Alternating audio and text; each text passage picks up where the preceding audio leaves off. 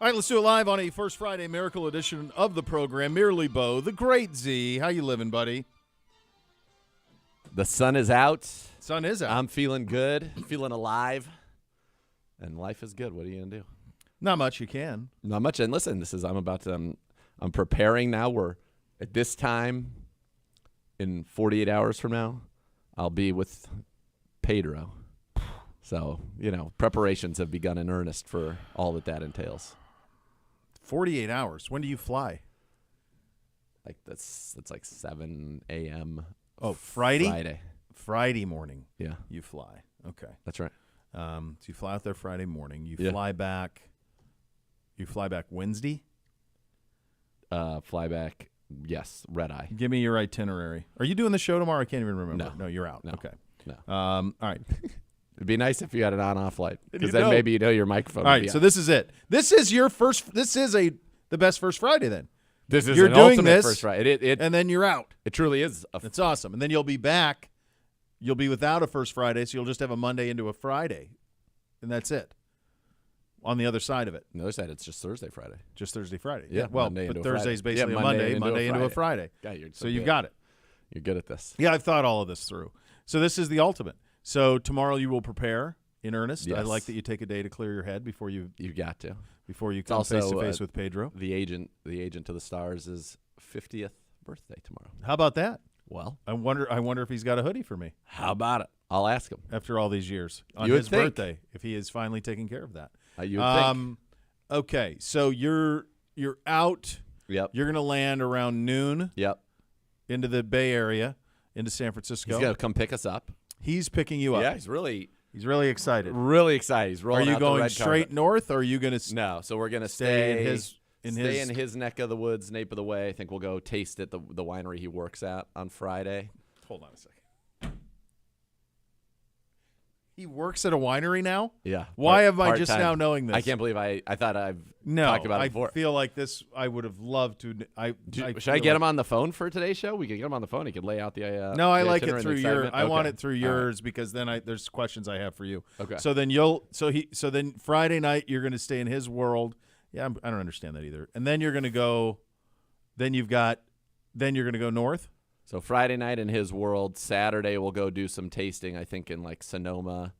Sunday he's having Sue's family. All of them are coming over and having like a big cookout. Big family man, so that's good. Monday, people together. Yes, it's important. Yeah. Monday we go to Healdsburg. Yep. And we're gonna be in Healdsburg all day. Spend the night at some hotel in Healdsburg. Healdsburg again Tuesday, and then we come back and get on the red eye. We got engaged in Healdsburg. I know you told me that. Yeah. We stayed at Hotel Healdsburg. That's right. Right there on the square. That's where we're gorgeous. Well, yeah, it's great. There's a great. Is it a Charlie? At the time, it was either Charlie Palmer or Charlie Trotter restaurant that was great. That was in the main floor of it. Okay. But yeah, that was our base of operations. Was Hotel Healdsburg in Healdsburg. It's great. That's where we're gonna be. Yeah, that place is awesome. Great. Nice little town square there. Oh, I love a town square. There was a great restaurant. There's a billion of them up there, but there was a great one that was in an old mansion. That was around there. The first time I ever had beluga caviar. Oh, was at that place. we weren't messing around. It was not. It was wildly overrated. Sucks. You know what? As it turns out. If you want to know what caviar tastes like, folks, go home, get your salt grinder, grind a little bit of salt into your palm. Yeah. And then if you want to put that in water, you can, or just lick it, and you've gotten caviar. I think you've done it. The salt water. Salt water, and I think if you had like the consistency of the things that are in tapioca pudding. Yes. Like as I say, salty, like people are into bubble tea right now. Yeah, those. Imagine if. Do you get that? I don't get it. I mean, it was bubble tea if all it tasted like was salt water. Yeah, that's it. That consistency. But there's nothing. I didn't think there's anything elegant about it. There's no umami. No, it's just that was it. You just had it that way, and you just went. It's the most expensive salt water. Yeah, it really is. Sucked. Like you just go to the beach in Cali or on the East Coast. Yeah. Take a Do scoop. that. Have a drink. Caviar. You've Caviar, done it. The essence. Don't need it from Russia. No. Don't need them. That poor beluga. The poor beluga. Did you? Will you go over to Napa or will you stay in Sonoma? I don't think we're doing Napa because I asked them because I've been able to get into a couple of good clubs thanks to the great Tom Feudy. And I was like, you want to go try it and hit any of those up? He's like, well, I wish you had said something. I was like, well, I am saying Oh, he's got a real itinerary. Yeah, I was like, well, I am saying something. Saying it now, how much advance notice do you You're not need? even there yet. Does he have like an itinerary? Yes, of we have a full. I have a text somewhere that has the full itinerary. So basically, he's Giamatti's character in Sideways. He wants to stay on a schedule. There are various wineries he wants to hit. And honestly, although those are friends, Oh, here we go. you could easily play the Thomas Hayden Church character in Sideways. You are very much that freewheeling. I could be freewheeling. And he could be the yoke of the Giamatti character with the anger and all of it. Oh, so I had it wrong. Here we go. Sorry. My apologies to the itinerary planner. Yeah. Friday afternoon at Dante. That's the winery he works at. So my dad likes to go in there and he likes to be a part of the crush. And then he likes to be a part of the bottling. And he gets paid in wine. Please tell me. And sometimes he works the tasting room when he's feeling really tell me ambitious. That Miss K will do copious amounts of documenting on this. It's a given. You don't even need to ask. Yeah, she's the greatest. That's on her itinerary. Yeah. So Friday afternoon at Dante, Saturday backyard barbecue with the fam. Sunday through Monday, Healdsburg Wine and Dine. Stay overnight. Oh, I'm sorry, we're not at the Healdsburg. We're staying at the Geyserville Inn. Okay. Monday, breakfast on property. More wine tasting. Come back Tuesday. They said Gaspari's before the airport. It's my favorite pizza place in the world, and he's kiboshed Gaspari's. Why? Why would he do such a thing?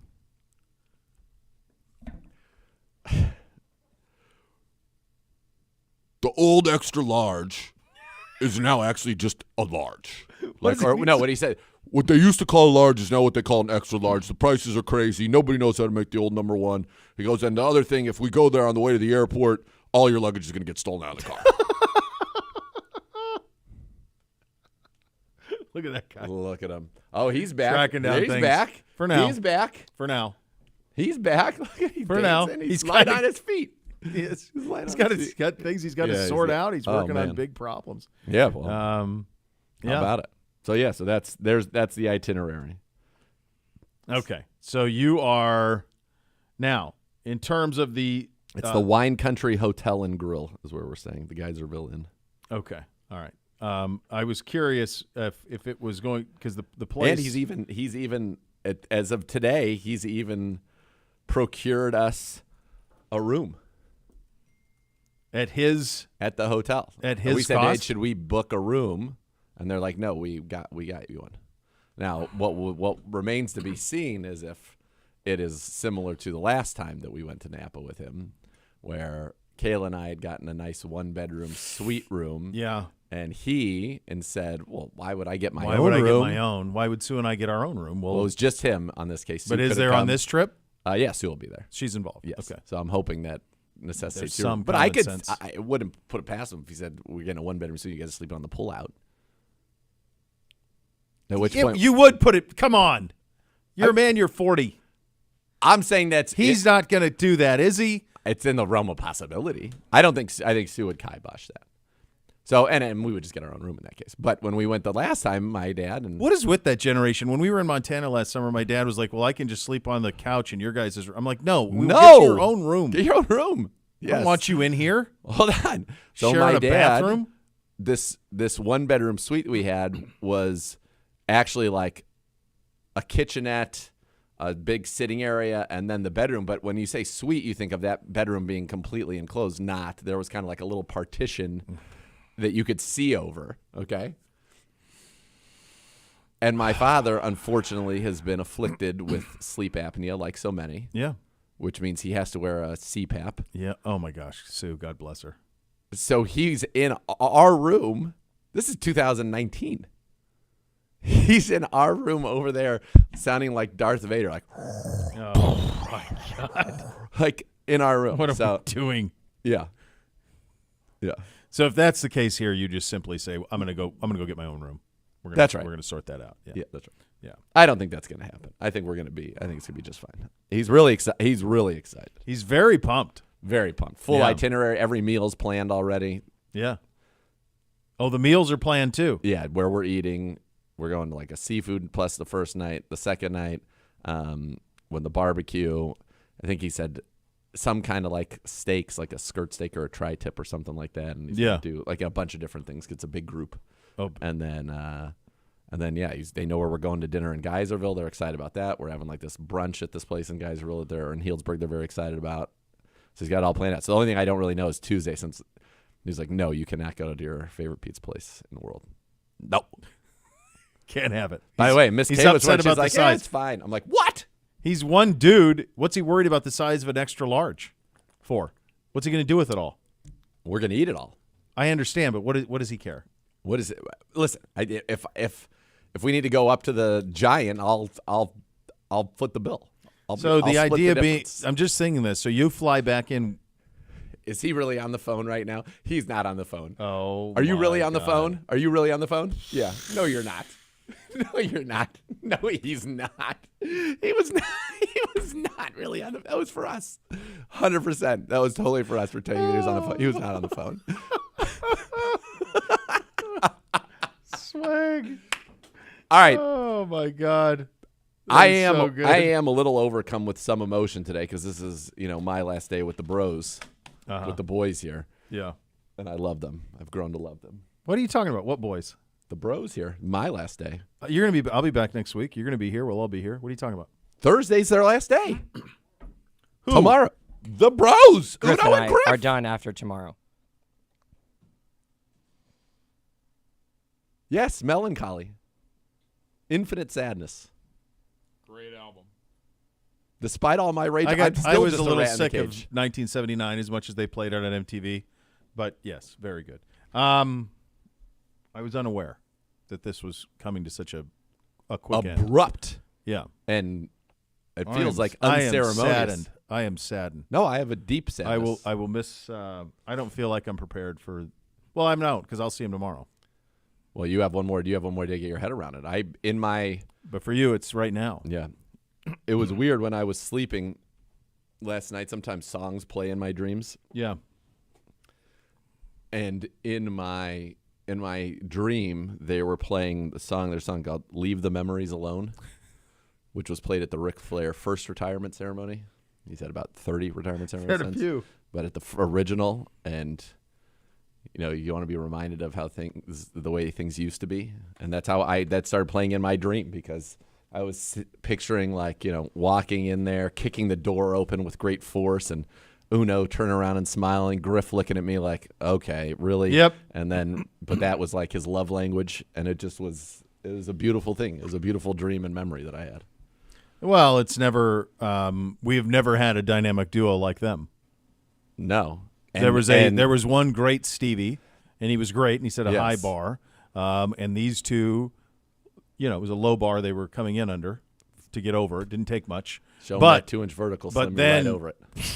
just soared. Rocket ship. Soared. I to where think- you have an Uno and a Griff and a. I mean, that's I don't. Not The crazy truth about it. is, Not had crazy about you this. invested, anyone in the program had invested $1,000 in Uno and Griff stock on day one, just said, you know what? I believe Yeah. you're sitting on, I don't know, I don't want to exaggerate, but you're probably sitting on like $4 billion. I don't think that's. I don't feel like that's an overstatement. Yeah. That's how well they've done. I don't even know if they're listening. I don't know They're if listening to all of it. Are you listening to this emotional? They've heard it. This They speech? know it. He knows it. Who knows It's very sad. That the image of you kicking the door open and me not being here is very sad. I don't like that. I don't like it at all. Because it is my favorite part of the day. Because I know it's going to be you every time, but it still surprises me every time. Every single time. Who's going to ignore my "How we doing today, boys" every day, the way you two do? Who's going to do that? Another Give me classic. nothing. Well, it'll be I say that to him every day. I'm like, "How we doing, boys?" Nothing. No, crickets. No. Well, Griff and that'll be the same. You'll just have to. That'll be visualize. the same. Gibby will give me a fist bump, so that'll be the same. But they just keep their heads down. We like to play the guessing game of Yeah. if you're going to be in shorts or pants or sunglasses Yeah. I hope or you've been not or guessing hat or shorts not. for- That's always our I mean, thing. we're on every a month of the streak year. right now. Every month of the year, we did shorts this year. I got it done. It was nice. Yeah, got it done. Couple of updates from the official Nana. It's not a generational thing. I would never want to be in the room with you and Kayla. Well, geez. I thought. Well, we're on your team, Nana. Yeah. So there's that, and I am sad too with the boys leaving. Nana's sad as well. Yeah. Thank you, Nana. It So is very sad. she had a guy who is a painter and does decks and staining and all that come over. Be careful with all this stuff. I feel like sometimes we do all this helper guys, handyman guys. I know it doesn't go as sometimes it starts well. yeah, it's so the opposite of if. Yeah, Bruno, I think what you need to do is Bruno and if stock. Bruno and if stock. I think you got to get to a point where there's a stockpiled amount of good. Yeah. Before there is. I wasn't okay. The point wasn't to because I wasn't to give. That was off-putting. It wasn't. It's not shout out. Yeah. Shout out. Time. Okay, That's not what I was going to say. What I was going to say is the guy came over, listens to the show every day. My mom. So you remember when this is the guy that remember my mom promised an autographed card of mine from that card show to some guy. Yeah. This was the guy. And he goes, I want you to know I didn't ask for that. She offered it. And she's like, I did. So as we're leaving, he's like, all right, because we joke sometimes, but it's true. Nana's like the house manager because I'm at work, Kayla's at work. And so she handles a lot of these things. And so the guy at the end goes, he's like, all right. He's like, I got it. I'll get back to Nana with the estimate in a little bit. Called her Nana. Fantastic. He's like, what else would I call her? She's Nana. She's Nana. The official That's Nana. right. Yeah. So he's like, I'll get the estimate back, get it to, back Nana to Nana. and we'll be in touch. And I was like, oh, man. She's your business manager. That is very good. Josh said the caviar take is something I expect out of Gibby, not out of you two fine gentlemen. Not mad, just disappointed. All right, Josh. I had what is universally considered the best form of it. The beluga. That was it. They came out. It was a Does big it get any better? presentation. No. They come out. What, is this guy talking do it. sturgeon? Well, I don't know what it's better than that. Isn't No, the beluga? beluga's number one. Beluga's the one. So like you and got they're very cute whales. It's very sad. Yeah, it feels like it sucks. And so, but anyway, like they did the whole it was like a big deal that we ordered it because I don't know if that happens or whatever, but like so it was a big deal. They brought it out. I tried it and it tasted like salt tapioca pudding. Yes. That's what it tasted like. So I don't know what to tell you. To me, it's like one of those things where, and I don't know how you feel about like a goose liver pate. I feel the same. It's disgusting. It's gross. It's awful. It's like gross meat paste. Stop it. Sticks to your. It's disgusting. But people have been told for so long that caviar is fancy and exclusive and expensive. Just because it's hard to get doesn't mean that it's good. Correct. Same with pate. That's how I feel about that too. That's a bad process too. It's a horrific process. Brutal. Yeah. Who wants it? Not me. I'm not a crazy fan of truffles. I do happen to like a truffle I know you flavor. do. And I know that that's not I understand this is not a very popular take. Most people tend to really like truffles. But I at least don't. it has some umami to it. It does. But so that's another example of the amount of work they go through to get them. For me, God. it doesn't. And it I'm doesn't fine net with a like a positive. truffle oil or truffle infused. I don't need like shaved truffles on my like. Yeah. I'm good. Yeah, I'm good. Yeah. We were at Marble Room. They came over with that with the shaved truffles. It's a pretty penny too. I'm good. Yeah, I'm good. Yeah. I'm good. Yeah. Don't need it. Everything else they're great. Well, there are plenty of things like this that are just ultimately people do it because it's statusy to do it. Yeah. Yeah. You know? Coach is going to be on with us at 2:00. I'm excited about So that. that'll be fun. So we'll have a conversation with him. We missed this yesterday. We've reportedly signed veteran center Brian Allen. He started 32 games over the Rams for the Rams over the last 5 seasons, won a Super Bowl, so depth on the offensive front. So my guess is he would have some familiarity with Andy Dickerson. Would think, right? Let me get the exact timeline on this. All right. So the last 5 seasons, do you have like so that would be 23, 22, 21, 20, 19? Yep. Yeah, I think Dickerson was on the O-line there before he went to Seattle. Let's see if they matched up. Because if he does, then that's somebody he is familiar with. Yes, so he was the assistant offensive line coach for the Rams from 2012 to 2020. So he would have had Allen for 2 years there. There you go. So it's an interesting one. Depth guy. You're bringing in a vet. I mean, you got to have 3 centers to run minicamp. Mm-hmm. And right now you had 2. So, yeah, I think he's a depth guy, and we'll see. But I know that they're very high internally on Luke Whippler, and Luke Whippler is going to get every opportunity, I think, to be the backup center But it's good to have another veteran in here in the event that there was an injury, and we've seen injuries to the center position in recent years. You were at the Cavs game last night. I was. Great atmosphere. Good. There is nothing like tense, and I realize the stakes aren't as high because it's not like the Cavs are in danger of winning the NBA title. No. Although perhaps the East, if Porzingis is out, maybe there's a path there. We're pretty disjointed. We are. The Magic is a team that the Magic in my mind would be like buying stock early on Griffin Uno, because they have a ton of money, and if they can get like one or two shooters on that team, they are going to be unreal. Banchero's a dude. No, he is. Here's my player conference. What I came up with yesterday. Okay. If DeMar DeRozan was like 6'10", 250, 260, you have Banchero. Can he shoot threes? Yes. Does he like to play the mid game? And yeah, absolutely. Can he get to the rim? Absolutely. Yeah. He's like, if DeRozan was a power forward he's just a big dude. Big dude. He's good. He's fun. Very good. He's very fun to watch. Yep. I thought it was great. When you win at home in the playoffs, oftentimes it's role players making big plays in big moments, and Max Strus had an unbelievable game. And Marcus then, Morris? What are we doing? Oh, I didn't know he was still in the league. Hold on. I've got the best story for you. So you know how I've been, and to say that I watched every Cavs game this year would be an out-and-out lie. Not true. No, not. Didn't even It's come a lot close. of games. I'd say the Cavs games I watched this year have maybe been 6 or 7, and I was in attendance for 5 or 6 of those. Yep. Physically in the building. So, I didn't have a long history with Georges Niang to build up a great affinity for him over Sure. what he did and meant to the Cavs over the course of the regular season. If it was much, I'm not sure.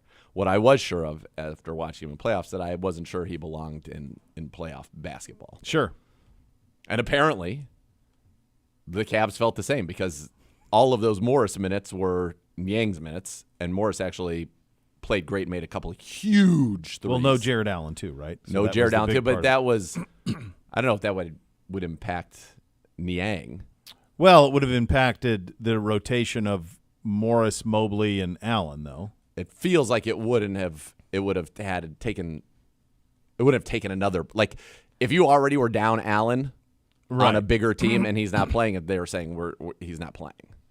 So, Morris took the Niang minutes. It felt like Tristan Thompson took more Yeah. minutes because Allen wasn't there. Yeah. Because we had never seen Tristan almost the whole season, No. and he played today. Yeah. Uno was there last night. Uno was in the house. I know that. Did you see him? I did not see Uno. Where were you, Uno? I was in section 229. I was up in Loudville. Up in Nice. Loudville. Me and my Love brother. it. I love it. So last night, Was it full up there? All the seats accounted for? Yep. yeah, Good. Yeah. Good. So last night went with a bunch of buddies, with my buddy Novak, with the kid, Yep. and my buddy Vogel, who's kind enough to invite me along. And we go to dinner beforehand, and we're sitting there, and of course the topic turns to Niang, and all of us kind of share the same opinion. Like, people who've Sure. never seen him be like, it looks like he should be in the rec league. You hear that all the time, as Gibbe said, or whatever. So the kid goes, and the kid is not an NFL or NBA employee, so he's allowed to wager like all of you out there Yes. in the world. So he's like, I'm taking Yang's over tonight. He's like, I'm going contrarian. He's like, if everybody's down on him, he's going over. So, By the way, your the kid impression is second only to your Mach impression. Because having met Vogel the gets kid, a big kick out of my kid. It He's is like, do on it. He's like, do point. it. Yeah. So we start laughing at him. He's like, Vogel, come on. So he looks on his site, which I think he was on DraftKings, I want to say. Okay. And he was not able to. Niang wasn't even listed. There were like No options. 20 players listed. He was not even a listed player to have one. But then they found on another one that they did, in fact, have Niang over 5.5 points, over under 5.5 points. Okay. We got the over. So it became a running joke when it became pretty clear That he was not. he was not going to be playing at any No. point in the game. And then the kid's like, I feel like it was a win because his minutes went to Morris and he went over 5.5. He's like, so it's a win." directionally, I was right. I was like, no, but we were talking about a specific human. Specific person. Yeah. Oh, that's good. We told the kid that we would have, if we did over under the kid's points versus George's Niang, and the kid was plus half a point, he would have won that bet. He's cashing it. He's cashing it. Novak in the fourth quarter goes, "Are you sure you didn't bet it over under on 5.5 minutes?" He's like, "And you'd still lose. You're still losing now. Still lose." So that tickled me. The kid. It's in watching it, it's interesting how different dialogue can be off of the results of one up and down. But the Mitchell miss, they're up 2. He shoots about 16 seconds and misses. Magic come down. Wagner gets blocked by Mobley. But if Wagner scores or if they hit a 3 and go up 1, think about how that miss is viewed. Oh, of course. Versus, of course. He was not great down the stretch. I was going to say he was fine, but he did not have a great game. I don't – it's a tough – I'll tell you what. If their team – if Orlando – like – here's what Orlando starters, not named Paolo Banchero, did from 3 in this game. Okay. 1 for 15. Not great, Bob. Suggs 0 for 5. Harris 0 for 2. Carter 0 for 2. Wagner 1 for 6. I mean, if they could shoot, they would be dangerous. But you're right. And I'll tell you, the guy that impressed the most down the stretch was Mobley. I mean, Strus gives you 16 and had a big assist at the end of Mobley. Strus was 16, 6, and 5 with 2 steals. He played a very, very good game. He drew 2 charges in that game, too. 2 of them, yeah. I was shocked. He got up off the floor after the second one. Yeah, he took it was a big hit. So we were actually, they always go into the plus minus. We were actually minus 11 with Donovan Mitchell on the floor in 40 minutes. So for 40 minutes, we were minus 11, which means we were plus 12 in the other 8 minutes that he did not play, which is wild. Morris was plus 8. He played 26 minutes in this game. 26 minutes. Tristan played 9 minutes, which is the first time he played. So I think he definitely got his minutes bumped up. LeVert's 3 at the end of, was that the second quarter? Or the first quarter? End of the first quarter. End of the first quarter. The buzzer beater? Yeah, that was a big shot. You had role players play big moments. I thought the crowd was great. And I came out of that saying if Orlando can if they can get a couple of guys who can really play, who can shoot, they've got good role players, and they've got Banchero's a talent. I mean, they should be a team that goes for Durant's on his way out of Phoenix or a real scorer shooter. Here's the crazy, we're old enough to remember when they signed Grant Hill and Tracy McGrady in the same summer and almost got Tim Duncan too. They almost pulled the trifecta. They were this close. They got Hill before, and that was Grant Hill when he was one of the co-faces of the league, young faces of the league. So they had Grant Hill and McGrady before they knew what McGrady was. Nobody knew McGrady was going to be what McGrady was. Yep. But they got them both. Hill was the big get, but they almost got Duncan too. So they've been a free agent destination before. They can be one again pretty easily. Yeah, no doubt. They got a chance to be pretty good. I think Game 6 is going to be tough. I mean, part of it you're watching it, and because Banchero can play what's wild though is Jonathan Isaac's a legit 7-footer. Mm-hmm. And he guards Darius Garland, but doesn't. And Garland was guarding him a lot of time, and he won't post him up. Yeah, I don't know. The league's tough with the 3-point shot, the way that it's played. It's a tough watch. But if you're sometimes. a foot taller, I agree, but you they should be able won't to do it. score on him at will. Yeah, just throw it to they me, don't do it. and I'll score on him. You never see anybody go down there. No, never. Banchero plays a little bit of bully ball when he gets strong. ISO. And just but ISO. he doesn't go to the block and think. No. You don't see that. What I found everybody is so good at the help defense and the switches, but it's, and I don't know that it's so pretty, but the NBA game has been nothing. It feels like most offense is just a series of on-ball screens. Yeah, you hunt just mismatches. over and over. Yeah, you and try over to get the guy and into over. a mismatch, and you consistently hunt the screens. Yeah. It's just It's not there are particularly screens to aesthetically set up. pleasing. There are screens that are to set up the screener to go do an on-ball screen. Yeah, it's everything to get somebody in a matchup that's What happened to the days advantageous. of a lot of good off-ball screens and movement where you then are getting the shooter coming around, you close the gate? You and I have become old, and we are the people J.J. Redick is yelling about with LeBron, that we don't understand how the game is played now. And this is like NBA Twitter will do this. They'll come at you for oh, you just don't understand it. I just don't like it. JJ Redick should be wanting people to be running off of screens and shooting No, jumpers. his whole he was crushing people because someone was saying like, well, they watched the college game and they're like making fun of how the college game is played, and they're like, we just don't play it that way at this level because everybody can shoot. That's you know just what's the way it funny is. about it is everybody can shoot, and yet 29% from three, And yet, can 35% from three, 43% from Are the we floor. sure Are they we sure they can? actually can? I don't know. It is weird though shoot when a you lot of 'em. you go and you watch warm-ups. There aren't a lot of misses in warm-ups. No, and everybody can shoot. Everybody, but then not in the game. Contested, yeah, then it gets a little tougher, I guess. So Jalen Suggs disappoints me because I remember thinking he was really good at Gonzaga, he was very and he good. wasn't like an offensive liability. No. Well, he hit that incredible shot he hit the buzzer beater in the Final Four game to put them in the national championship game before they got drilled by Baylor, I think. I loved him in college. I also think it's interesting when somebody with that type of financial ability is doing what he's doing with his head. What do you mean? Well, he's clearly receding in a lot of It's not- places. it doesn't and look he's good. wearing like a headband. Yeah, and it's yeah. like just go clean Or fill it MJ in, or style. Or just grow it. get it done. I guess some of them don't take. LeBron has tried to get it to, and he just didn't It's take taken like at times. a little. At but like, times. yeah, He's been able to move the line, hold the line. He Sometimes has. he's moved the line. he has moved the line a little bit. No, yeah. you're right about that. It just will you remind? We were trying to remember at the game last night. And none of the four of us could remember who was the other guy who was the stud on that Gonzaga team. Corey Kispert, yeah. Corey Kispert. So was that the guy The who played shooter. kind of? Who was the guy that played like in the high post? That was like a Well, That was Drew Timme. Chet Holmgren, And Drew That's Timme. Timme too. Drew Yeah. Timme. But their best team had, I'm pretty sure Suggs was on the team with Holmgren, or was Holmgren the next year? I feel like Holmgren might have been the next year. Okay, so their squad, they had that year where they got, one year of the year they got to the final, played for the national championship game, lost to Baylor. That was with Suggs. The Chet Holmgren year, they fell short his freshman year, but Drew Timme was there throughout. And then they had that Corey Kispert there, who he was a first-round pick, Yeah, lottery pick to Washington. and he could shoot it. So they had Suggs, Well, they should Kispert, bring and that guy to Timme. Orlando if he can shoot it. We're all on that team. No, Timmy, that's the guy who played like old man game. It was like really good at the high He post. still did. He and was played like 2 years ago. He played like all 4 years at Gonzaga. He was the same He's player. not The the same NBA, player the is whole he? way. No, because he's 6'8".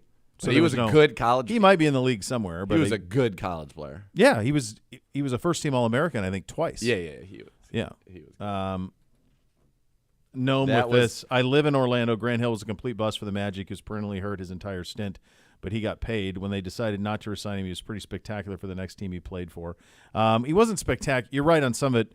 He went to Phoenix, and they kind of like got him sort of healthy again. But yes, he was a bust, but it was not of his own fault. He just was hurt, and he had foot issues that got him hurt. But that was an enormous signing when they signed him, and they almost got Duncan too. So Timmy, 3-time first team All WCC, 2-time WCC Player of the Year, West Coast Conference, 2-time consensus second team All American, 1-time consensus first team All American. He won the Karl Malone Award in 2021. I don't know what that is. Undrafted and currently plays for the Wisconsin Herd of the G League. Actually, So he's like Zach Edey, except he's not 7'4". He's just a college player. He's a great college he player, was a really good. and he's one of those guys who probably, had he been able to take full advantage of NIL, would have Oh, yeah, 'cause he leveraged had his a- situation at Gonzaga to go to Kentucky or somebody else who was going to take care of him financially. So senior year, 21 points, 8 boards, 3.2 assists a game. That's pretty much every year was like that. Every year he played, the 3 years, his sophomore, junior, senior year was 22 and 8. Yep. Like, just book it. Be sure to check out the offseason debut of Unleashed. It's out today, featuring new Browns wide receiver Jerry Jeudy. YouTube.com/Browns. Unleashed takes you behind the scenes with Jerry Jeudy's, including this offseason workouts and his first visit to the Cross Country Mortgage Campus. You can check that out today. Coming up next, we'll go around the sports world, including someone in Houston has had enough. We'll explain coming up next. Cleveland Browns Daily, 850 ESPN Cleveland.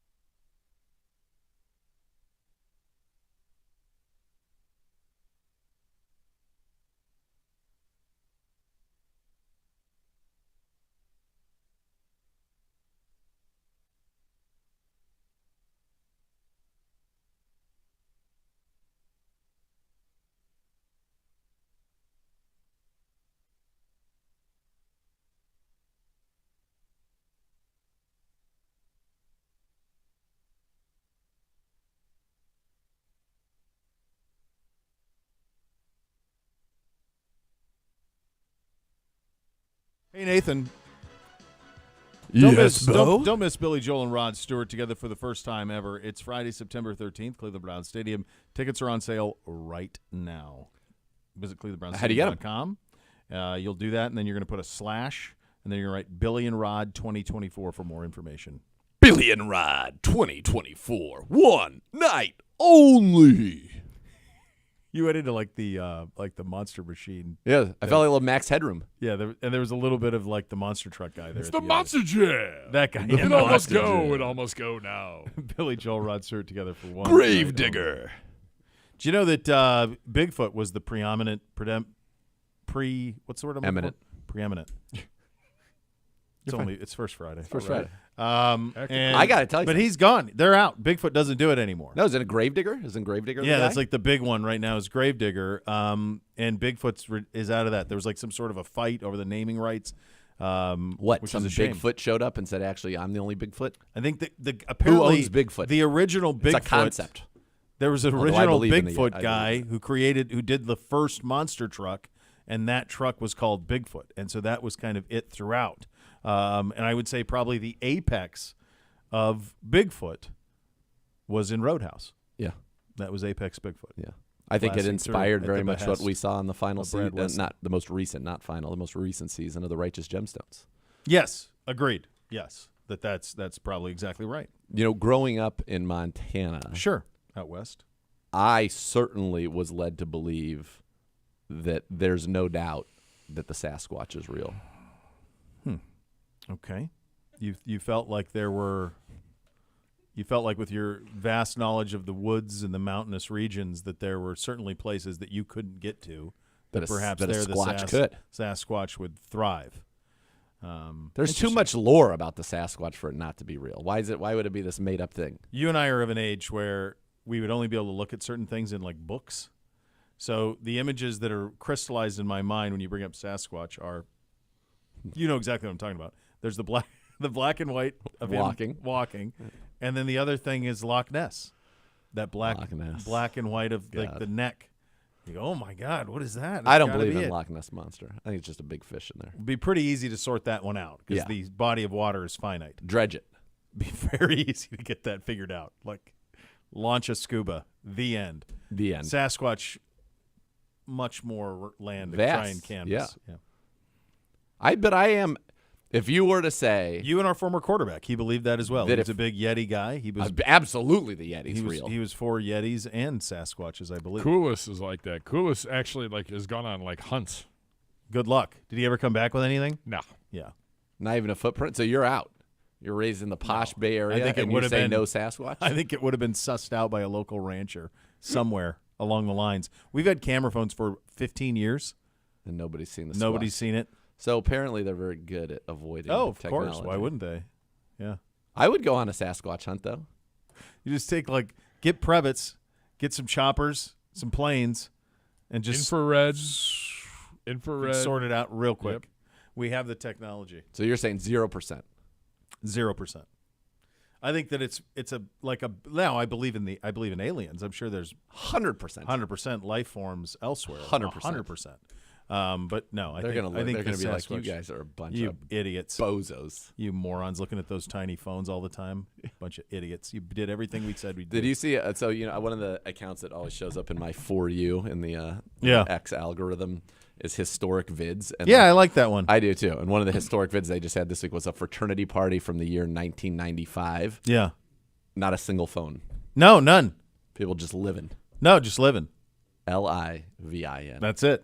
That's it. Looking around, talking to people, Interacting socializing with their fellow man. Yeah, chasing chicks instead of watching bozo videos that are fed to you on YouTube over and over and over again. By the way, I don't know if you've been, what obviously when Michael Penix was selected by the Falcons, it raised a lot of eyebrows. But there are a lot of theories coming out of the woodwork as to Yeah. what led to this that are very interesting. Very, Some are compelling, some are not as compelling. yeah, direct. They're very direct. Some feel very shocking. They do, yeah, very shocking. Real out. Good for the University of Houston. They're going to buck the NFL and add an alternate blue uniform for all sports, despite getting a cease and desist letter from the NFL. Good for you. How could you possibly own a color? As someone that has a folder of cease and desist letters that I try to frame, maybe a couple from this organization before I worked for them, Oh, my. Oh, baby. I'm just here to tell you, bravo, move forward. They're not going to shut you down. You can't own a color. Correct. Can't. By the way, Houston has blue in the color scheme, but even if they didn't, they could just add it. Their athletic director's like, we're very confident if they want to take this to court, we'll We'll win be this. just fine. Yeah, Yeah. that you don't own a color. The guy who's the big money there is the Tillman Fertitta guy. He's the guy who owns the Houston Rockets. Oh, He's the booster behind Houston because Houston's in the Big 12 yeah. next year. So and the Sampson hire, they stole the guy from West Virginia, Holgerson. All of that's all Tillman Fertitta's money, and he's making them. So yeah, he's not worried about. We need some assistance to fight the NFL. You're Yeah. in? All right, Yes. great. Yeah, we're not gonna. You don't own a color. It's ridiculous. Have you seen the unis? They look. Oh, they were amazing. spectacular. The ones that they shut down were unbelievable Yeah. that they wore last year. That's what the Titans or the The Oilers. the Texans wanted to do. They're indescribably love- beautiful. Yeah. So that one will take me too long to explain. Talking about Shador and Prime. We We'll can get do to that in the next segment. we can do that. Yeah. All right. You can do that. You'll do your little. What else we got coming up here? NBA. You got a little NBA stuff. Yeah. All right. We got Coach coming up at 2:00. Cleveland Browns Daily 850 ESPN Cleveland.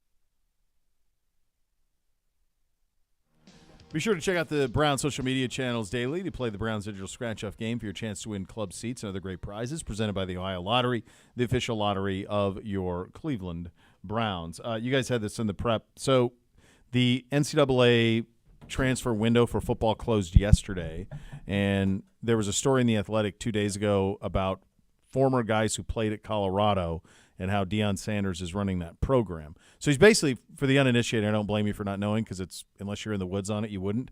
He signed like 2 or 3 kids in the last recruiting class. He doesn't recruit high school players, and he said, if I go recruit one high school player, then I feel bad that I don't recruit another. Coach Prime's in town. He's only here to see me, not somebody else. So that's his excuse for not recruiting. He doesn't go on the road. So his entire rosters are built through the portal. He lost 63% of his 2023 recruiting class. I don't even know how many people they actually have on their roster at the moment, but not many. Not that you need. It certainly doesn't have 85 scholarships, and the 2 deep's a mess. So these kids have said about kind of what's happening at Colorado, and now he and his son Shadur are like retweeting the aggrieved on social. So it's one thing for Shadur to do it. You say, okay, that's a kid. It's another thing for Deion to do it. And he tweeted, Lord Jesus, and it was a kid who transferred out of Colorado who had like 8 tackles last year for Austin Peay. Now, the crazy thing about it is the kid is from, I want to say Moultrie, Georgia, because I believe. Well, I'm reading the one from. that he's talking about. Xavier Smith saying he. Where's the hometown on the kid though? Pretty sure it's Moultrie. Is he the kid who ends up going to Austin Peay? Yes. Yeah. So he said, "What's the hometown? Is it? Do I have it right? Because it shows in the image. It shows his hometown. Just says I'm on like a Bleacher Report article about it.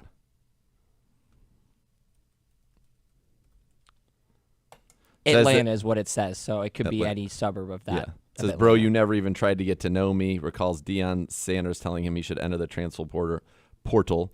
He said he was destroying guys' confidence and believe themselves. The way he did it could have been with a little more compassion. And then Shadur says, I don't even remember him, to be honest. Bro had to be very mid at best. So he talks like NBC. Yes. Jaheim Ward was the kid that Deion did it to. He's the kid from Moultrie, Georgia. Okay. So that's Colquitt County High School. That's a monster. Yeah. Like, despite the look of it, just from all standpoints, it's just stupid. It's fail to do it. I think it's spectacularly bad there for him, and he's going to probably bounce after this year, after his kid and Travis Hunter go pro, and they're going to leave a mess. Now, their enrollment went up. Their applications went way up. They got into the Big 12, so in a win, I guess you could say it's a net win in the long run. But it didn't go well on the field after the first month last year. I don't think it's going to go well on the field this year. And I think he's going to leave it a mess. And he's my guy. I love Prime. I love Prime, but it's not. So this is it's not an going well. article. Deion Sanders is now arguing with random trolls on Twitter. So I guess Deion is yelling at people. Tell your son to stop acting like he's the coldest out here, then put up a 4-8 season. Coach Prime, he'll be a top 5 pick. Where your son going? LOL. I got time today. LOL. So he's really just arguing with random people. It's nonsense. Absolute nonsense. I mean, listen, to me, it's very much like he's like the greatest showman, P.T. Barnum. He's got an amazing hook and gimmick and allure and mystique, but is it kind of like the Wizard of Oz? Like behind the curtain, it's probably not necessarily all as great as it was. If you were cracked up to Deion be. Sanders, would you want to do what is required to win in college football now on a daily basis?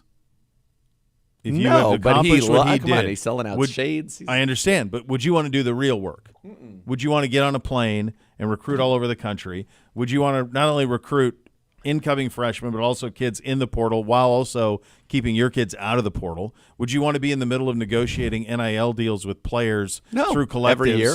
Every year, not only every year, twice a year, because there's 2 portals. Yeah, no. So you have 2 portals where you have to do it. So like the idea that he didn't take to this, he probably looked at how it was when Bowden, who he played under at Florida State, where you were kind of like the grandpa of the program and you just sealed some deals with recruiting at the end and said, well, that looks like a lot of fun. Seems like a great time. But that's not what college football is now. No, most certainly is not. It's not that. And when he was at Jackson State, he could sell something different. He could tell something, a very unique experience. And he's also could recruit in the area where he's in a car, everybody. In Mississippi, you could drive in a car and recruit everybody you need to Jackson State. In Colorado, you're flying around, brother, a lot in order to make that work because there's not a lot of nearly guys enough coming out of talent there. in that state Right. at all.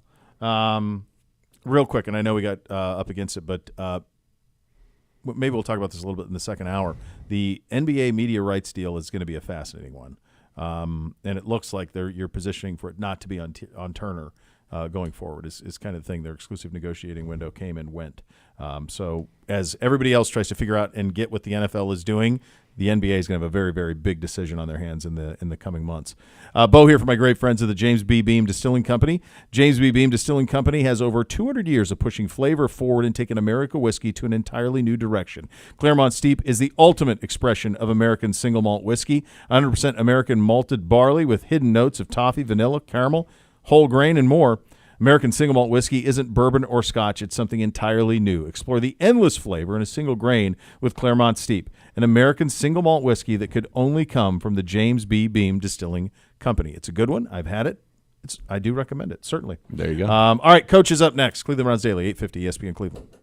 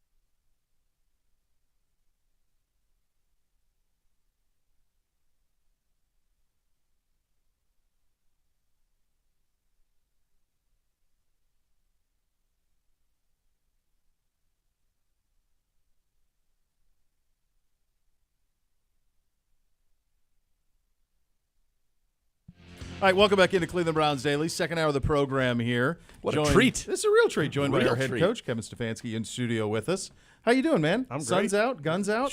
Man, sun is out. It's beautiful out there. Just got off the field with our players.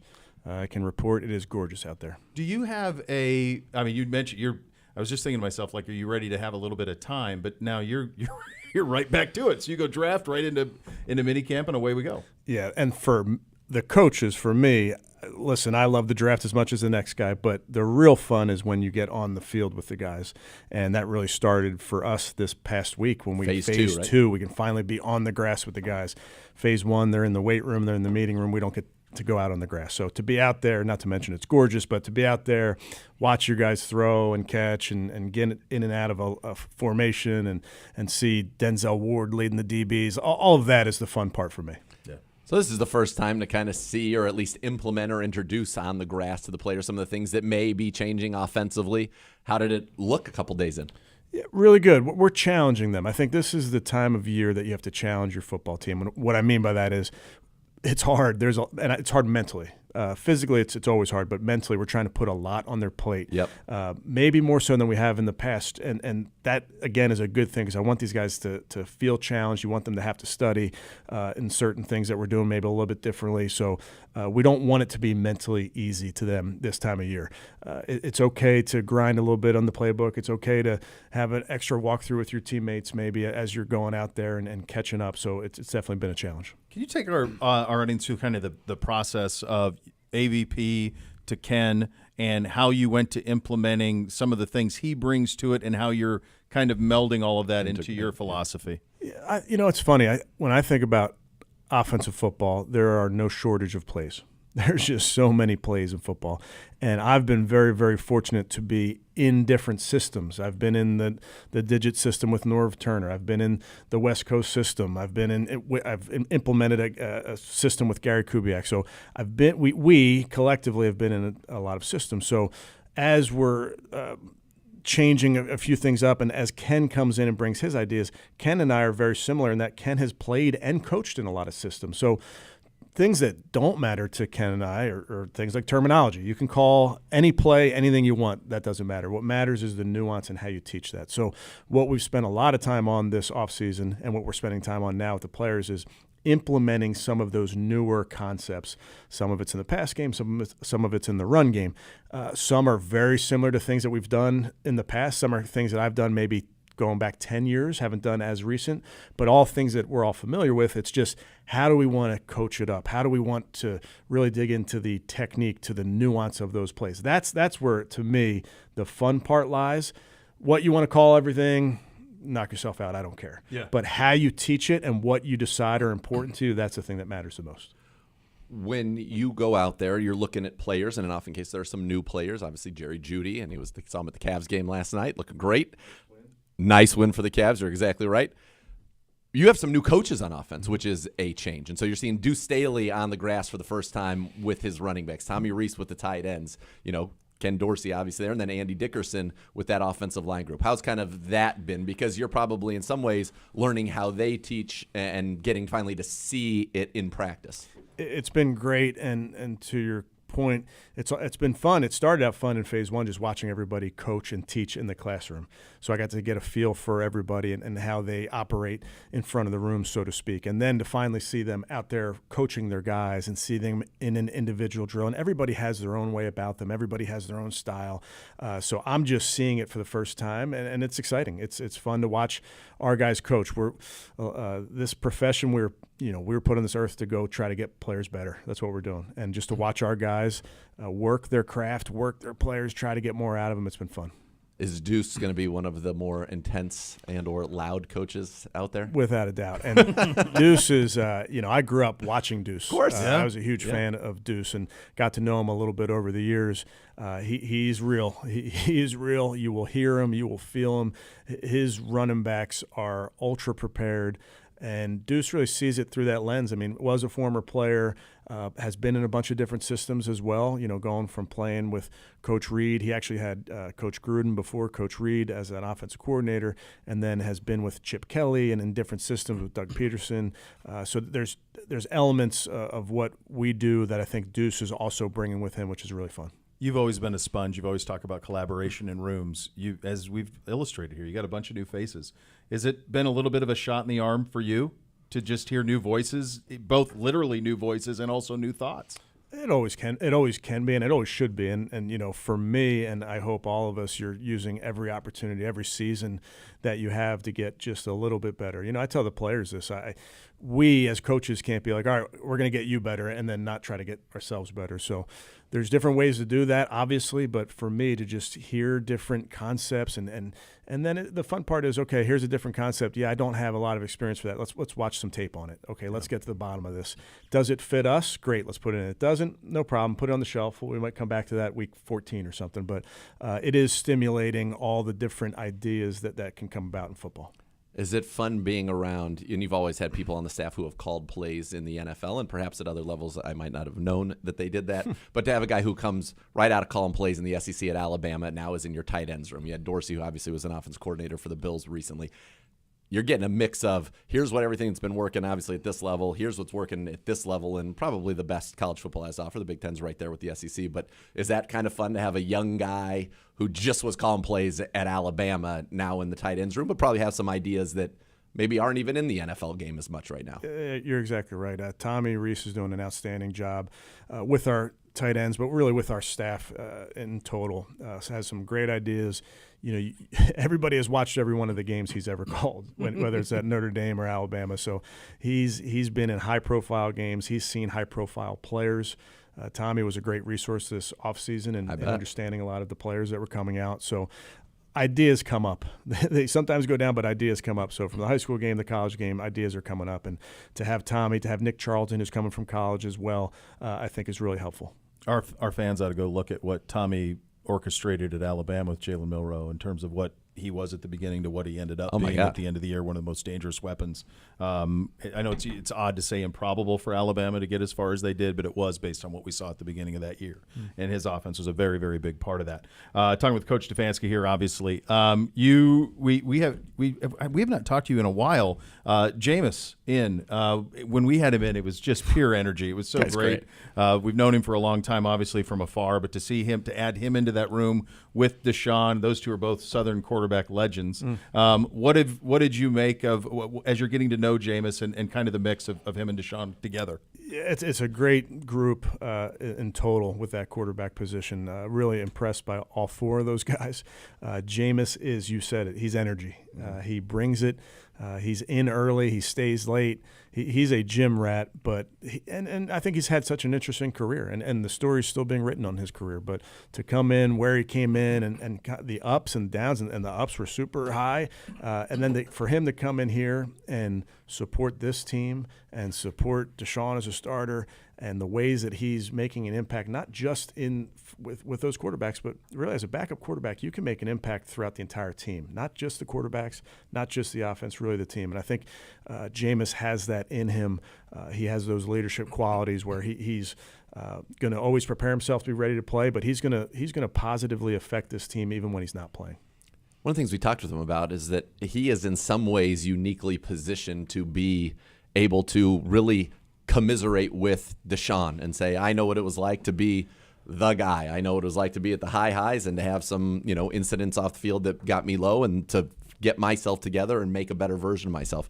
And he was I think he was very excited about the opportunity. He said the word he used with us was to serve Deshaun Watson and to help make him and serve this football team, make him the best version of himself as a man and as a quarterback. And I thought that's interesting, because you don't know what it's like to be at the mountaintop, come off of it, and then try to get back unless you've actually done that. Right. And I think it also speaks to backup quarterbacks make great coaches.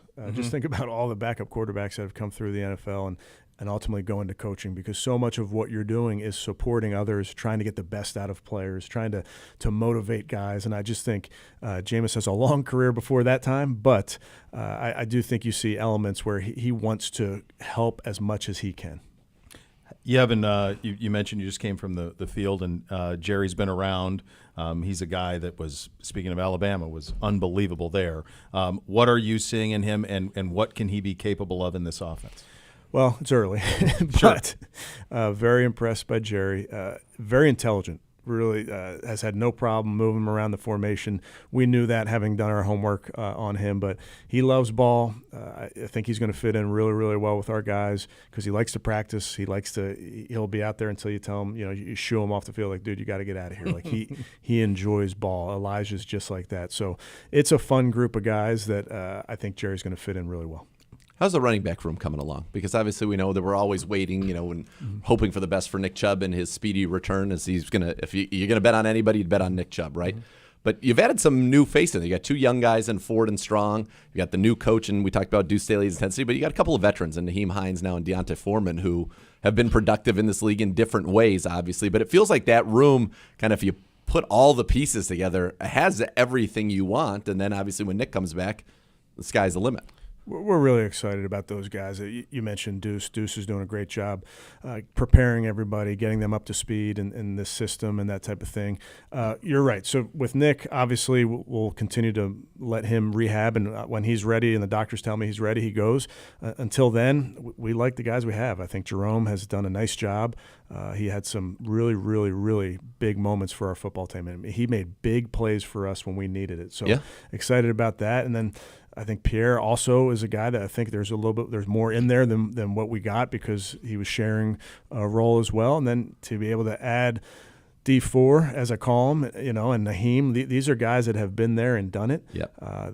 So for us, it's about acquiring skill sets. We'll let it all shake out, however it shakes out, but we have a very, very versatile room. Coach, last week you launched your foundation, Keepers Foundation, the inspiration behind it and the mission statement going forward. Yeah, so, my family and I have been super fortunate and blessed both in this profession but also here in Northeast Ohio. I can tell you we've been embraced by this community, so we feel that it's really important that we give back to that community. We just feel like we're a part of the fabric of this place. People have been extremely good to us. I've seen many towns up here. I've seen a lot of high school and grade school gyms.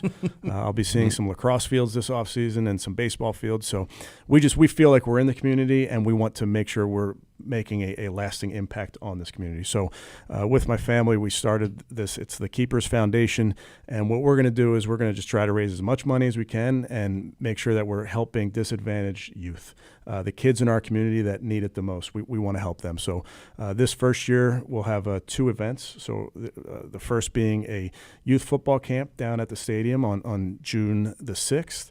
And by the way, all the information you can find is at thekeepersfoundation.org. But that football camp, this game of football has given us so much, and to be able to have a youth football camp for boys and girls down at the stadium under the lights, which I'm telling you, Pretty cool. When the lights go on, it's an amazing feeling for me, for our players, and I think for these young kids, it's something special. So we have a camp on that Thursday, and then the following Thursday we'll have a night out down by the lake. We'll be at Lagos down there in the flats. Going to have a very, very fun event down there that, again, you can get more information at thekeepersfoundation.org. But the idea there is we're going to get a bunch of people together and we're going to have some fun. And it'll be food and drink and all sorts of stuff. So make sure you guys can join us, please, if you can.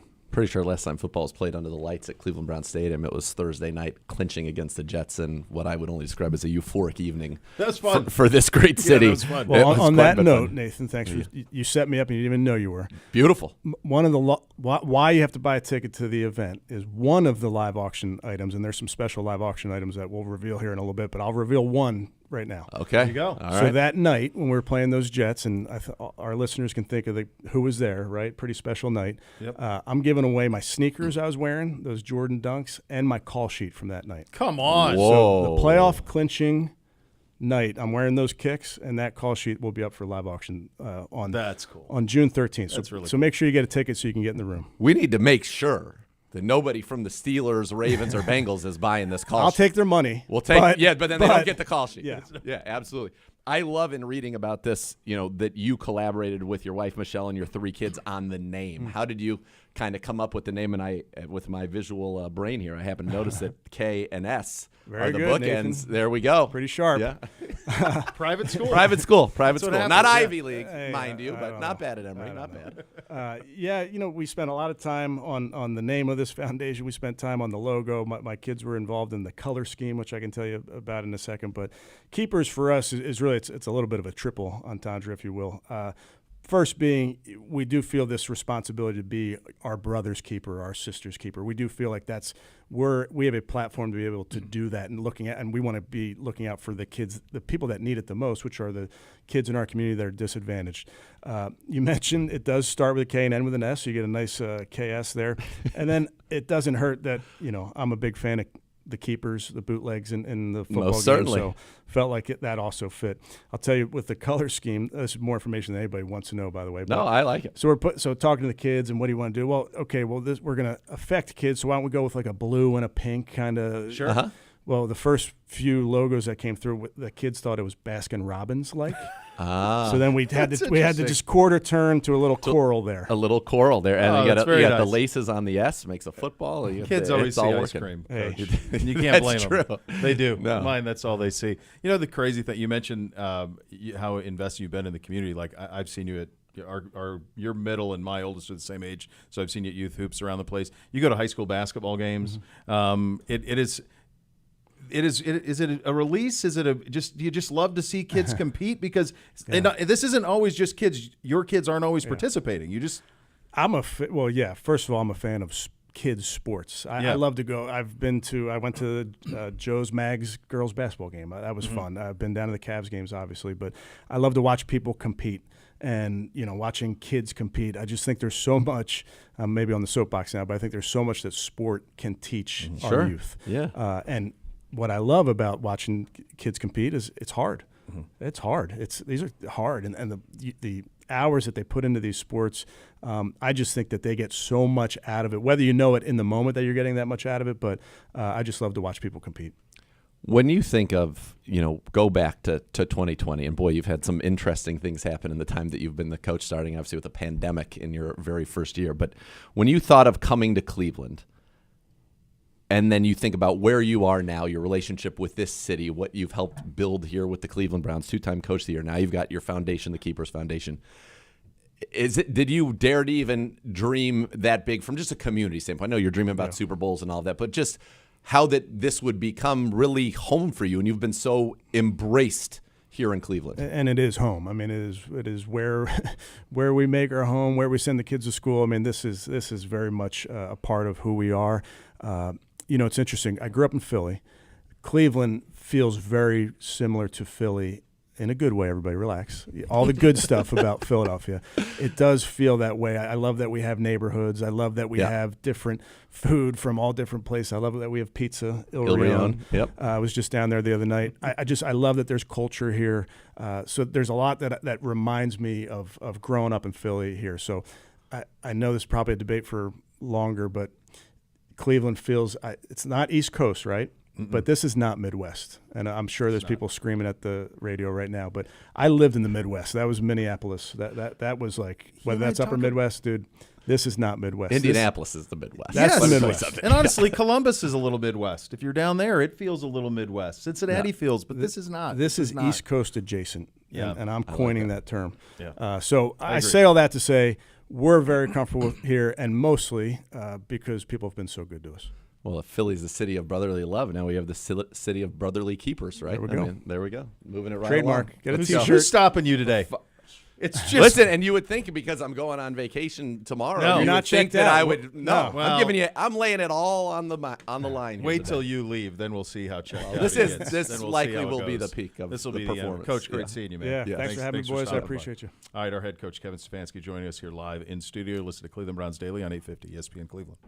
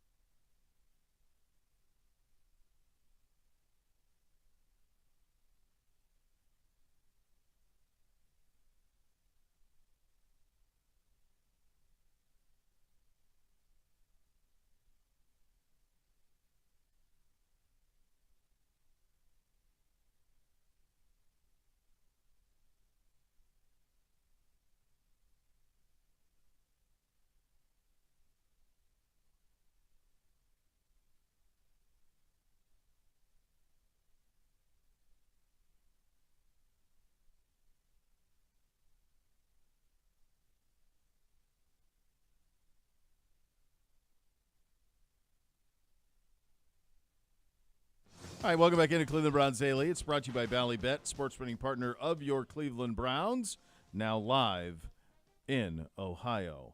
Time for the Griff Fact of the Day. Fact of the day, fact of the day, fact of the day. It's the Griff Fact of the Day. Last night at Citi Field, home of the New York Mets, they had the Dollar Dog Night. They set a franchise record for selling 44,269 hot dogs. Griff and his friends 8 years ago on Dollar Dog Night, two of his friends and Griff, they ate 30 hot dogs combined in the 9 innings. 10 apiece. 10 apiece. 10 Wow. apiece in 9 innings, a hot dog an inning. Are we talking brats or hot dogs? Hot dogs. Are we talking buns on all of them? Buns on all of them. How did you dress them up? So I was actually playing all the way, and my Plain all the way. playing all the way. Yeah, it was a bit rough, but my friends, I'm pretty sure one of them had mustard, and the other one had, I think, relish. But yeah, I was playing all the way. All right. Hey, we were watching bowling last night. When the Cavs game went to half, my oldest was like, "Dad, let's watch this bowling. I want to see bowling." I said, "Okay." So we watched some bowling. There was a guy who had kind of like a curly red dome hair that was kind of puffy. Kyle Troop. That dude. Of Yep. course. That dude had a lot of juice to him. Is he Yeah. legit? Yeah, he's legit. I've actually met him before. I think he's from the St. Louis area, if I remember correctly. But Naturally. he's a very nice guy. Yeah, my kid was really into his. He had a lot of juice, a lot of swag, a lot of big moves afterwards. He was doing a lot of hand gestures. They were a big fan of him. I knew he'd Griff's have. over. I love it. Yeah. Griff. So it was 9 hot dogs in 9 innings. Well, No, so 2 and 1. I 'cause he I had think 10. what we 10. ended up doing is, I kind of had a strategy for it. I didn't want to have to go to the concessions every inning, so I think I got 3 hot dogs the first time, and then another 3 in like the 4th or 5th inning, and then I just ate it as fast as I could, so then I could like digest it instead of having to constantly have to eat 1 hot dog every inning. But what we were trying to do is trying to match how many innings the game of baseball is, we were trying to get to at least 27, and then we one-upped each other by getting 1 more in One there more. because we actually ended up going into extra innings. I feel like I could just slowly eat a hot dog an inning, and I think I could do it. I feel like I could do it. What do you put on a hot dog? Mustard, ketchup, relish is my ideal. But I'm not immune to anything. Like sometimes I've seen cheese on it. I don't mind that. I like an onion from time to time. Sometimes people say you can't put ketchup on a hot dog. I don't know. That's how I grew up. They were fine. Guess what? You're that guy? I only put ketchup on You a only hot put dog. good for you. Only ketchup. Yeah, people come at you about it. Oh, Get out of Pedro, town. disgusted. Mustard goes on a hot dog. Where's that from? Is that a Disgusted. Chicago thing? Who Like, where did that knows? come from that you can only Guess put what? mustard? Chicago's. Ketchup is great. There is an alliance. Oh, I'm all in on ketchup. Oh, you were a ketchup on I'm hot dog. only Yeah. ketchup. Only ketchup. So no mustard. No No. mustard, no relish. No relish, Once in no a while, onion, I no can nothing. do a mustard or a relish. Always ketchup. Yeah, I ketchup don't- on a I hot don't- dog. Yeah, I don't understand That's how quite honestly. I think the when world's ending. That's when it. I think when I was a kid and we would do we'd have like campfire hot dogs. I don't even remember mustard always being there, but there was always ketchup. I believe it is a Chicago thing, by the way. So they're the ones Yeah, who my family's from there, and they do, like, if you put ketchup on it, it's frowned upon. they come at you. Yeah. But their signatures like pickles, onions, mustard, and then like celery seed, right, or something like that. It's something like There's that. something- There's sport peppers. It's Yeah. got to be seed bun, tomato. It's a whole thing. They're really good at And Chicago it's all dog. but it's all a subjective process, man. Correct. Come on, Yes. that's all that is. Taste is subjective. Totally. I definitely like what you think- like, man. I definitely think we could do 9 hot dogs. Did you guys do like a hot dog and a frosty ale?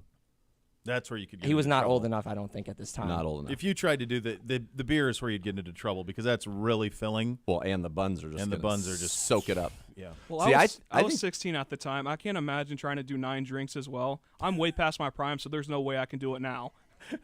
You're still smack dab in the middle of your prime. First of all, Griff, I don't know You're that living you've in your even. prime. You I don't probably even haven't know you've reached it. ascended to your prime. you haven't even reached it, buddy. You are not past your prime. No, zero chance. Hey, Griff, what do you think about the Kansas City Chiefs playing in Kansas? I mean, obviously, I'm not a Chiefs fan, but I think it'd be really good for the state of Kansas. I think everyone back home would be thrilled that they can actually call the Kansas City Chiefs the hometown. Yeah, they can. Well, it does make Let me sense. ask you this: did you know that Kansas City was in Missouri and not Kansas as a kid? as a youth. Yeah. I don't know.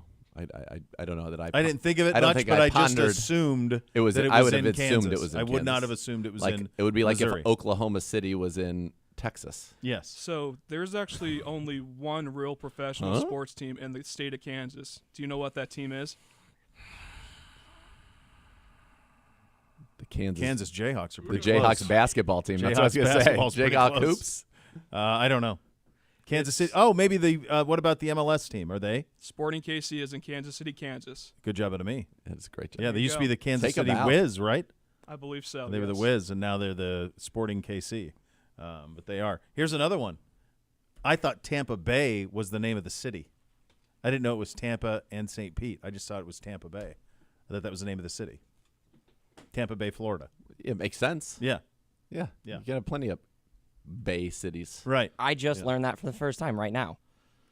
You didn't know it was Tampa? There's no such thing as Tampa Bay? Yeah, I would have just like the Tampa fly into Bay Tampa. Bucks or the Tampa Bay Rays. I would have just The assumed city that is it was, Tampa. The city is and Tampa. Bay encompasses That's Tampa and interesting. St. Pete. Right. And you the- don't and- realize that. In fact, the Tampa Rays, or whatever what are they called now? Yeah, Tampa they're the Bay Rays. Yeah, it used to be. Yeah. Tampa Bay Rays, yeah. They are in St. Pete.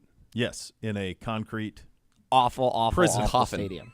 I will say, when I worked for Awful. McKinsey right out of school, so in the year 2000, we took our firm retreat down there, Yeah. and things were going good in the year 2000, and like everybody got their own room at the Don Cesar. You had your own little like Fantastic bungalows, place amazing. to live, yeah.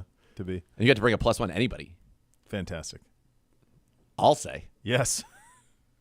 And then we did our company softball game in that stadium, and so Yeah. everybody had their picture up there when they came up to Oh, bat. that's cool. Like, so you get to play in a softball game in a major league ballpark.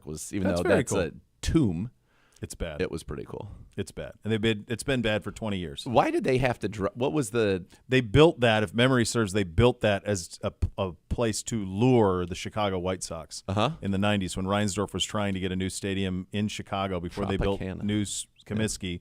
They built that thing, and the hope was to build. In those days, Kansas City did the same thing. You would build the stadium and then hope to lure A team. a tenant. Yeah.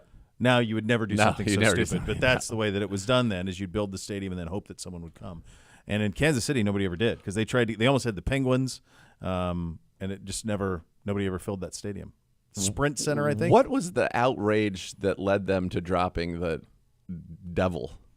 Weren't they the? I don't Tampa know Bay that there Devil was any. Rays? They were the Devil Rays. I don't know that there was any outrage. I just think that they were kind of like a laughing stock, and they didn't like devil in their name, so they just pivoted off of it, and they went to like Ray of Sunshine.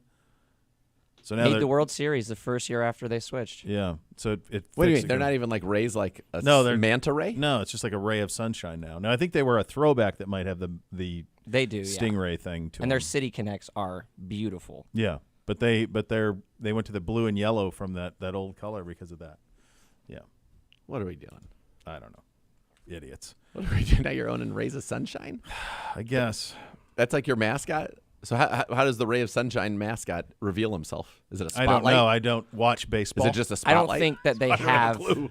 like I an know that it actual just says mascot Rays like with that. like a sun coming behind it. They've gone to that. I'll give you a little. I'm not a big fan of things like that or Me like neither. Avalanche or like. It works okay come for nobody's like Colorado, the- but like why I can't like we- when we're something. Why can't we have like the Colorado Sasquatch or the Colorado Yeti? Well, I think they're going to do Utah Yeti. That's in play when they get their new NHL team. Fantastic. Yeah, I'm it's in. a good one. I'll Yeah. love it. I'll You're in a love big it. Sasquatch kick right now. I am. The Seattle SuperSonics. Harry and the used- Hendersons. What a film. Great film. Lithgow. Let's get peak. Yeah. Heater. Well, he had that cliffhanger. in a short period. This is. He was also in one called this is- Ricochet with Denzel, which Oh, was yeah. nuts. This was the where he's good the big Lithgow. This bad. is happy Lithgow. Yeah, the others are negative. Very negative. Very Lithgow. negative. Yeah. Lithgow. The Seattle SuperSonics had a Sasquatch mascot that was spectacular. Yeah, Kind it's of remember great. the old Phoenix Gorilla? Yeah. He was like him, but the flowing hair Yeah. really could go. His fur. He really had that. Yeah. He could go. So I'm curious. I'll give you a quick aside. In my mind, what I'm envisioning for this Ray This whole logo. show's an aside, sir. Well, the show is the show. There was a time, believe it or not, when Vincent Kennedy McMahon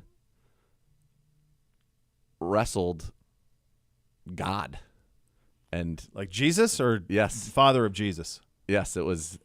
Jesus? and he had this beautiful organ entrance music, and it was just a spotlight that followed nobody, obviously.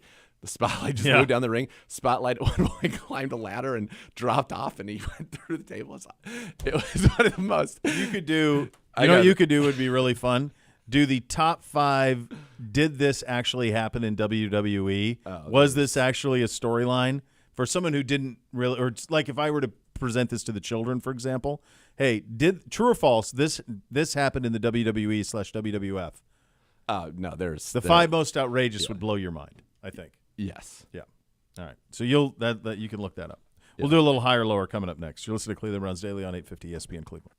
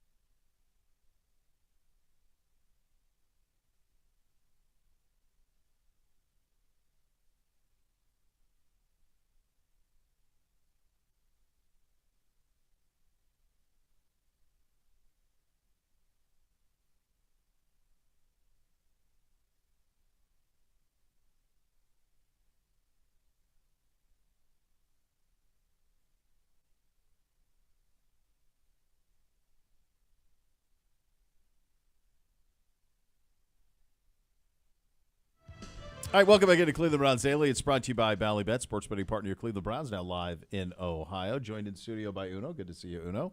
And Hello, Gebe good is to see you over there guys. as well. Fila is walking by, Tequila. double fisting a couple of coffees there. You can hear his voice on the new Unleashed episode. Oh, well, then that's I all the was more like, reason. Where is that voice coming from? I was like, oh, it's Fila yelling at our wide receiver. as he's Fantastic. walking in. All right, we ready for a little better or worse, Gibbe? Sure. NFL.com, Eric Edholm, NFL Power Rankings post-draft. Number 1, Kansas City Chiefs. I don't think there's a whole lot of debate about that. They're the champs, and until someone knocks them off, they should be number 1. Takes us to number 2, and the San Francisco 49ers. Zagura, higher, lower, or just right?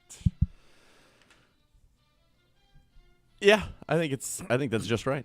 Those are my top 2. So yeah, What would it take for Kansas City to not be 1? What would have had to happen this offseason for them to not be 1? Patrick Mahomes retired. Short of that, or an injury to Mahomes. Is there anything anybody else could have done? I think if they didn't get No. the wide receivers they got, It didn't But matter. They didn't matter. They just won the Super Bowl. 2 Super Bowls without him. Like, No, I don't know. To be the man, you got to beat the man. If Chiefs Coach are- Reed left, is it still the same? there you go. That's a good one out of Uno. Uno. If Coach Reed retires. If Coach is it- Reed retires. That's good. I like that out of Uno. I'd still feel like, I feel like Uno just walking in the door, the brain grew. yeah. Just coming to the He should side have had of a the glass. spotlight on him. He was so ready for that. He didn't have music. I love that. It's a good job out of Uno. That's the correct answer. Good job out of you. all right, Uno, higher, lower, or just right for the 49ers. I think they're just right at number 2. Super Bowl runner-ups. They've pretty much been number 2 the whole offseason. This is a good spot for them. Bishop. This is appropriate. Sweet spot. Next. Sweet spot. Jade McRae. Sorry that he's freezing By the way, you out met like Matty Lowe. Met a young Jade McRae. I saw this. I was doing something on the Knight Rider Fall Guy Dukes of Hazzard cool car make a show in the Saw 80s this. thing. Yeah, it was great. And she responded to it that her father produced Hasselhoff's record, and she met him as a young child. And Hasselhoff called her his girlfriend, and she thought it was real. That like he was so kind that he actually referred, like she thought my boyfriend is Knight Rider. How great is that? Wow. Yeah, That's good. That's good. that's strong. I need to. I'm curious. I bet she would have insight into how Hasselhoff became, because his album was probably fine in America, but he became a German sensation. It's the last International name probably did it sensation. right. Hasselhoff. Yeah, Don't hassle. don't the hassle the Hoff, baby. Hoff. Oh baby. Next. Yes. All right, Uno. The Ratbirds come in at number 3 in Eric Edholm's post-draft power rankings. Higher, lower, or just right, Uno? I'm going to say lower for the Baltimore Ravens. We've talked a lot on this show about how they didn't have a great offseason. They lost a lot of players, and I don't think they did enough in the draft to move them all the way up back to 3. Bishop. I don't get it, man. I don't either. I don't understand it. Not only the players they've lost, the coaches they've lost. Their defensive staff is gone. It's evaporated. So I don't understand it that they would be 3 on this list. They shouldn't be 3 on this list. They're good. They're formidable. I'm not pretending they're not. No, but playoff team. they've dealt with a lot of losses, more than anybody else in the division, quite frankly, when you think of coaching and on the field. And the only addition is Derrick Henry, who is, I think he's still going to be capable, but he's not making up that. How much and how much better are they going to be running the football with him relative to what they were? I mean, Gus Edwards scored 13 touchdowns a year ago. I'm with you. I think they're lower as well. Worse than that. I still think they were a playoff team. I still think there should be kind of a 3-way favorite to win the AFC North this year. But I do think they lost a little bit, and what made them as effective last year was just how good they were on defense. Lamar obviously had an excellent season, and I think he's one of the toughest quarterbacks to deal with in a regular season situation, week to week, and I think they will be very good again. It's just too much. They don't have a receiver that scares. I like Zay Flowers. Yeah. Andrews is coming back from injury. They don't really have a number 2 or a number 3 receiver, in my opinion. So they've got Lamar and they've got Derrick Henry. It feels like, in many ways, if their defense is an elite and they have to play from behind again, they're going to be – that's a tough map for them. Yeah. Next. Higher or lower? The Detroit Lions, number 4. The Eagles, number 5, takes us to number 6. And the Houston Texans, Bo Bishop, higher, lower, or just right? So I would have Detroit 3. I would have Philly 4. Texas. I think this is a little too much too soon. I think they're one of those teams that, to me, 2 years from now is going to be certainly looks like they're heading in that direction. But just think how. Let's say that the game we had against them in the regular season. Let's say that happens in the postseason. Yep. Where are they ranked on this list? 17th, 16th. But they Middle. got that win, and then that set the table for all of it. They, to me, are I love them. I love They're the a lot about darling them, right now. but it's too much. Too much. I would have them down on this list. Worserer. They're the darling right now, right? They're the media darling. They're all of it. So it's weird. And tell me, so as I look through this list, so Chiefs 1, Niners 2, Ravens 3, Lions 4, Eagles 5, Houston 6, Buffalo 7, Green Bay 8, Cincy 9, Dallas 10, Miami 11, Browns 12, Steelers 13. There are a lot of good teams. Bears up to 16, good for them. But I kind of feel like it's maybe 1 and 2, and then 3 through. Can we go 2.5? Because I do think Detroit is closer. I think Detroit is closer to San Francisco Than the they Ravens are are to KC. Yes. Fair. Okay, fine. So put them in the top 3 then. Yeah. I think 4 through 12 is probably. You could order those anyway and make a compelling argument for why you did that. Yeah, I agree. And on the Houston side of things, like to me, it feels like a little bit like how Jacksonville felt a year ago. It was like they're ready to go, but even Jacksonville built more slowly to it. Yeah. Like this is rocket ship for Houston. Uno, what say you? I definitely think lower, but kind of what we were saying, like I don't know how much lower you can move them down because I think they're on par with a lot of these teams. Despite all the hype, they are really talented. So you could put them lower, but I think I don't know how much further they could drop because they're really close to Cincy and us and Green Bay. Yeah. Next. Higher or lower? All right, we got to go to break here. Uno, the Panthers at number 32. Should they be higher or are they just right? I think that's pretty fair for the Carolina Panthers. They should have had the number 1 pick, but they traded it. They didn't get much better, and who knows about their quarterback. 31 and 32 should be Denver and Carolina, period. If you The could Patriots have, are 31? 31. Who is? The Patriots.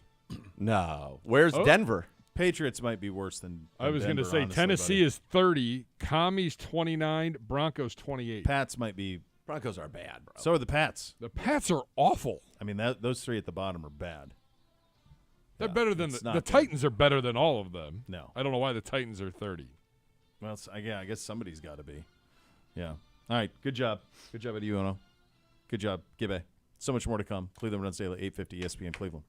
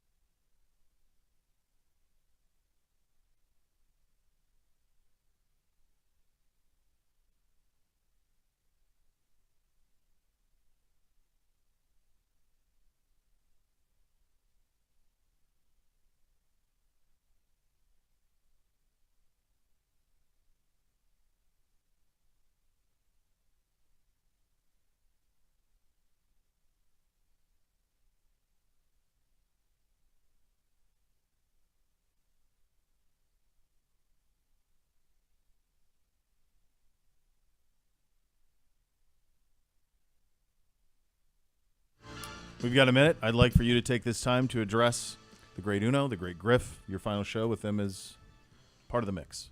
It's really sad. You guys have been great. I know I speak for Bo when I say this. We will do anything and everything we can to help you further your guys' careers. You always have us as a reference. I think you have an audience of people who certainly have loved what you guys have brought to the show. The show is better because of the two of you, and I really enjoyed getting to know you. I love you guys, and I wish you the best, and I hope that this is not the last time that we're all together, because it won't be. We're going to break some bread. We're going to have some fun, and we're going to hopefully see you guys dominating the airwaves. Proper night on the town. That's what I'd like to do. Griff's coming back in a couple of weeks. It'll be great. They'll have to pick up the tab. it'll be just We'll like get Simone Simone. to do it. Perfect. Get Simone to do it. Whoever lost we'll the, have parting Taylor shots Swift notes. tomorrow. Yeah. Sounds good. All right, the next level's coming up next. Thanks for Oh, listening, no. everybody. Cleveland Browns Daily. Miss you guys. Cleveland.